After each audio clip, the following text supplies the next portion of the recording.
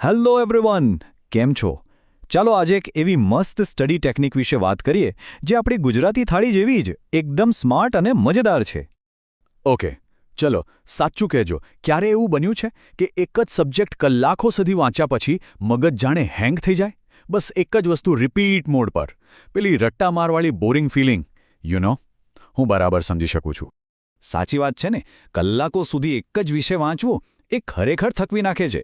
મગજ જાણે શૂન્ય થઈ જાય. પણ ચિંતા નહીં, આજે આપણી પાસે આનો એક જબરદસ્ત ઉપાય છે. તો બેઝિકલી અભ્યાસ કરવાની બે રીતો છે. એક છે સ્ટડી મેરેથોન, એટલે કે કંટાળાજનક બધું ભૂલી જાય અને છેલ્લે બર્નઆઉટ. અને બીજી બાજુ છે આપણો નવો હીરો સ્ટડી શફલ. આમાં છે એકદમ ફ્રેશ વાઇબ, યાદશક્તિ પણ મજબૂત બને અને મગજ રહે એકદમ એક્ટિવ.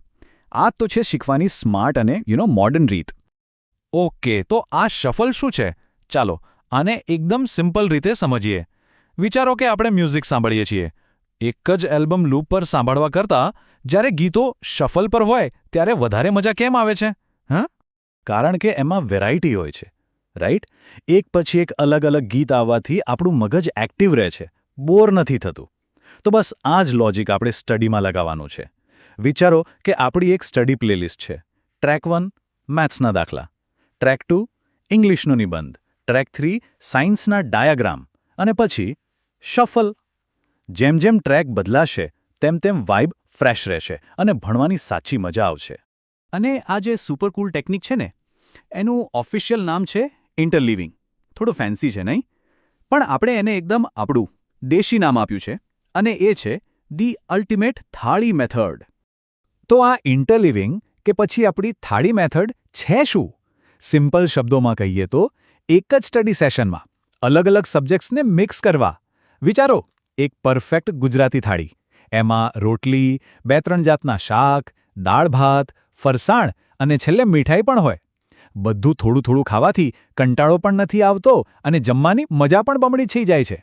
બસ આ જ રીતે ભણવાથી આપણી શીખવાની કેપેસિટી વધે છે અને બધું લાંબા સમય સુધી યાદ રહે છે. અને જુઓ, આ વાત કેટલી પરફેક્ટ છે.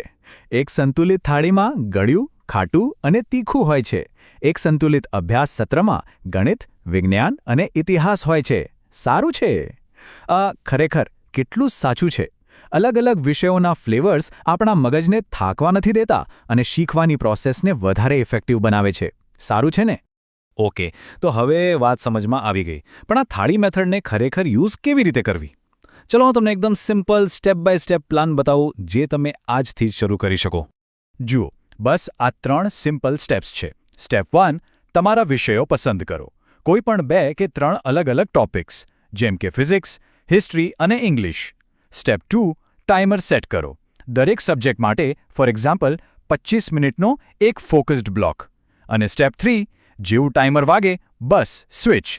એક નાનકડો બ્રેક લો અને બીજા સબ્જેક્ટ પર શફલ થઈ જાઓ. છે ને એકદમ સિમ્પલ અને ઇઝી?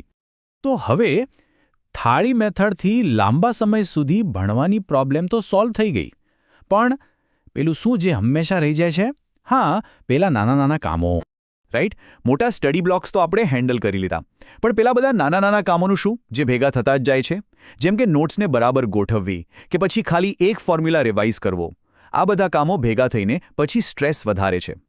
પણ એના માટે પણ એક સોલ્યુશન છે અને એ છે ધ 2 મિનિટ રૂલ. આના વિશે આપણે આપણા નેક્સ્ટ વિશ્લેષણમાં ડિટેલમાં વાત કરીશું. એ પહેલાં નાના નાના કામોને ટાળવાની જે આદત હોય છે ને, એને દૂર કરવાની એક અલ્ટિમેટ ટ્રીક છે. તો એ જોવાનું બિલકુલ ચૂકતા નહીં.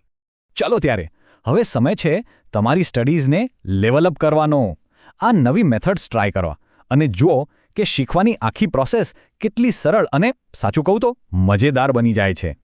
અને જતા પહેલાં તમારો સૌથી મોટો સ્ટડી પ્રોબ્લેમ કયો છે?